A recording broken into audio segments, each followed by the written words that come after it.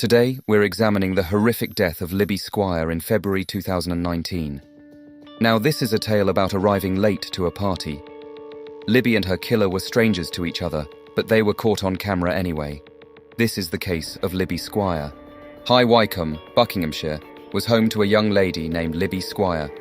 Her parents, Lisa and Russ, raised 4 children, with her being the eldest. She dated a guy named Connor Pye for a very long time. The two had discussed getting married and starting a family numerous times. Libby was praised as a genuine and caring learner. She was a dedicated worker and a loving mother. Lisa, who affectionately referred to her daughter as Pye, said that she was an outgoing girl who enjoyed spending time with her friends. Libby went back to the University of Hull in September 2018 to finish her undergraduate studies in philosophy. She decided on the university because she enjoyed living in the area. And on the evening of January 31st, 2019, as the snow and rain began to fall, Libby and her classmates were out doing what students do best, having a good time. That evening, at least initially, they were inside their house. We're getting a few cocktails in before our big night out, and after a couple of alcoholic beverages, the group decided to go to the Welly, a neighborhood nightclub. The club hosted club nights and gigs for adults and college students in a lavish ballroom with an additional dance floor overhead. Functioning as a nightclub, the Wiley was obligated to admit only cheery punters and turn away anyone who appeared to be too inebriated to make sound decisions. And that night, Libby made the mistake of drinking too much. When she tried to enter, security turned her away. Many of us have been in that kind of uncomfortable situation before. Well, what do? All go home together or continue the night, and the luckless few are back at their own places. After Libby has safely returned home by cab, the party still intends to continue their evening. Also, it's 11:26 p.m. right now. They waved goodbye to Libby as the taxi drove up, and then they all hopped inside. With music blasting and drinks pouring, the nightclub echoed into the wee hours of the morning, where Libby and her pals continued to have a good time. However, Amelia, one of Libby's friends, Libby hadn't texted her to let her know she was safe and sound at home. Amelia sent a text to their shared roommate, Erin, inquiring as to whether or not Libby had returned. It turned out that she hadn't. Libby mysteriously disappeared, and nobody had a clue where she could be. After getting back to their house, they looked all around town for her. Still, no luck. The friends of Libby were really worried. Her sudden disappearance was quite unexpected. So, around 2:21, they made a police call. There was an immediate response, and the search began. More than 70 police officers were put on the case of Libby, and over 200 students helped in the hunt. Residents were encouraged to examine their garages and other outbuildings in case she had sought refuge there. Countless drains, garbage cans, and surrounding fields were investigated. Police will look into leads and local videos over the next few days. Putting together surveillance footage is now a lot like assembling a puzzle. You eventually get to understand the picture, slowly but surely. And what authorities were able to learn a couple of days after she vanished was that she had returned home that evening. As shown on the taxi driver's dashcam footage, it was 11:29 at night. Later that night, she succeeded in reaching a home's entrance. Even more eyewitnesses from the neighborhood spotted her, but they speculated that she wasn't in the mood to wait at home all night. Within a few moments, surveillance footage and a neighbor's report proved that she had left her house.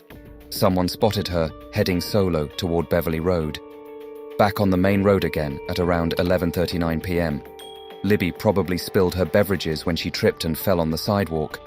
Luckily, some kind citizens who happened to be passing by stopped to pick her up off the ground and set her down on a bench beside the wall. 10 minutes in, however, she'd had enough of them. This prompted her to politely request that they depart. They did, and they continued on with the rest of their evening. However, at 11:57 p.m., Libby's night went from terrible to fatal when surveillance cameras caught a man walking by her on Beverly Road as she crossed to Bearsfoot Avenue. It was initially unclear who this individual was. However, additional security footage later identified him as Powell Relowich.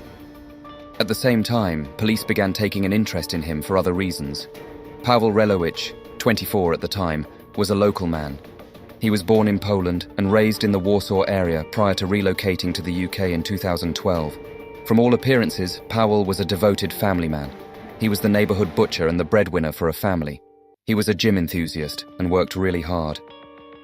In the eyes of justice, however, the glow of innocence was quickly fading. Shortly after his disappearance, reports and claims from neighborhood residents accused him of committing a number of crimes. That's right, those were legitimate accusations. In the days that followed, authorities were able to compile evidence of a wide range of crimes that occurred between December 2017 and January 2019. Voyeurism, outraging public decency, and 3 counts of burglary were among the allegations.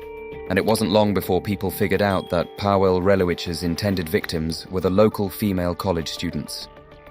These, however, had nothing to do with Libby. But the truth is that Paweł Relowicz was a sexual offender.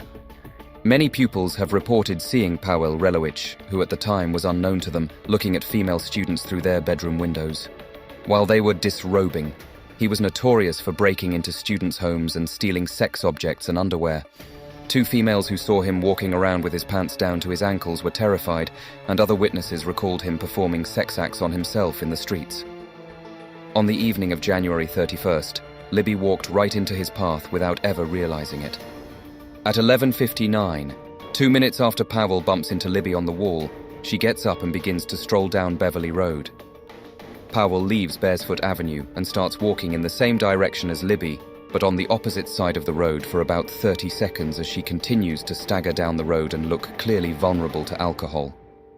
After another 30 seconds, he dashes across the street to meet her, and the two run off together into the abandoned nunnery grounds.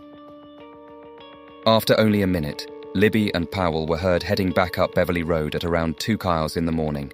Exactly 1 minute and 9 seconds after their initial encounter, they were back at the intersection of Haworth and nearby streets. Garage surveillance footage shows Paweł safely back in his car. He is seated behind the wheel with his feet hanging out the open door. 3 minutes later, he gets up and starts walking back toward Beverly Road after a car pulls away. Enhanced camera footage shows 2 people strolling across the end of the street and then seemingly standing together. And now we're making our way to Paweł's vehicle. Then we went back to the storage area. Surveillance footage shows Libby slipping into the passenger seat just as Paweł is getting into the driver's. At 12:08 a.m., Paweł gets into his car and drives away, marking the last time Libby will ever be seen alive. Evidence against Paweł Relowicz was mounting as new allegations surfaced, and on February 7, 2019, Paweł Relowicz was arrested on suspicion of abducting Libby Squire. They took his car while they looked for information on Libby's whereabouts. Also, inside the vehicle on March 20th at 3:30 was a pink duffel bag containing 2 masks and sex toys reported stolen from various student residences in the city. A body was discovered in the Humber estuary near Hull in the afternoon. Police brought the body to the coroner, who later determined that the deceased was Libby Squire. 6 weeks had passed since she vanished, and the entire world was in a state of despair. The pain for the family and friends continues. When Libby was last seen on CCTV, she left flowers on the bench. Tributes were placed all across campus, and a vigil was held in her honor at Hull's Minster. Since Libby's remains had been in the water for so long, Home Office pathologist Matthew Lyle ruled out asphyxiation as a cause of death, but said he couldn't be sure. Libby had bruises all over her body, including her stomach, chest, and legs. Libby's blood alcohol content measured at 190 milligrams per 100 milliliters, putting her more than twice over the legal limit for operating a motor vehicle, according to toxicology data. Now that Libby's body has been located, authorities can investigate the case as a possible murder. With this newfound power, additional probes into Paweł Relowicz's activities were initiated. By this point, more information about Libby's final moments and Paweł Relowicz's movements was starting to accumulate. A neighbor whose home overlooked the Oak Road playing fields claimed that just after midnight on the night of Libby's disappearance, she heard cries. He then heard the screaming once more, through fresh security footage uncovered before the incident, a few minutes after he awoke. Before examining the Oak Road playing grounds, it seems that Paweł showed off his car at a nearby garage around 9 o'clock, finding it very calm and deserted. After that, he started prowling the streets for weak, easy women. When he did, he found Libby Squire, who was crying and distraught from drinking alone. Unfortunately, because of her drinking and possibly hypothermia, she was unable to adequately explain her thoughts to herself that evening. And at that very moment, Pavel Relowich was finally successful in his efforts to get her into his vehicle. At 12:11 a.m., he took her to the Oak Road playing fields, which were a couple blocks away from where they were. The screams heard at 12:14 a.m. from a nearby home likely were from Libby, as he sexually abused her. While doing so, he allegedly choked her to death.